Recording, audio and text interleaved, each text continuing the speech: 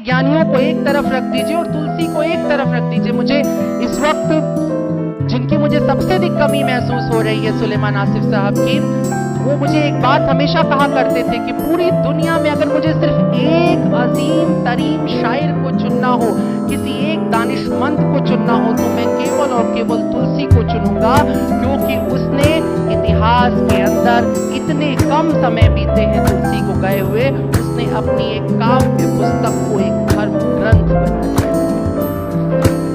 उसने अपने पीछे एक पूरा संप्रदाय खड़ा कर दिया। बहुत बड़ी बात होती। तुलसी ने कोई दावा नहीं किया, हालिद ने तो फिर भी कह दिया कि आते हैं गैब से ये मज़ामीन हयात, गालिब तरीर खामन अबाइज़ लेकिन तुलसी ने यह भी नहीं कहा स्वान सुखाए, अपने सुख के लिए कह रहा हूं। और इतना सुंदर कहा कि तुलसी का सुख सबका सुख हो गया। ज्ञान ऐसा ही होता है जो तुमसे उपजे लेकिन सबका हो जाए। तुलसी ज्ञान, गुरु का अर्थ है व्यास, व्यास गुरु है। पूरे संसार को गुरु शब्द नहीं पता लगता यदि वेद व्यास ने गुरु का। राम, आमतौर पे राम को मर्यादा के साथ जोड़ा जाता है, लेकिन मर्यादा हो ही नहीं सकती अगर उसका एक फूल न दिखाई दे।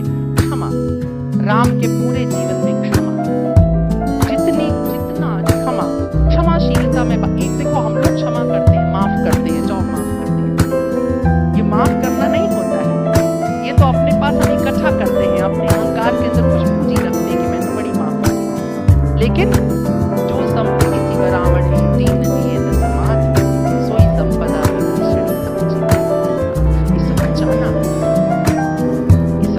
सिर्फ उसी में हो सकता है जिसमें क्षमाशीलता है।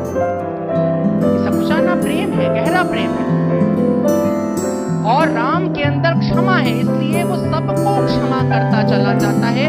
उनको भी क्षमा कर देता है जो उसके नाम का मिसयूज करते हैं, लेकिन वो सबको क्षमा करता चला जाता है। जब हम कृष्ण की बात करते हैं तो एक शब्द में कृष्ण को समझे।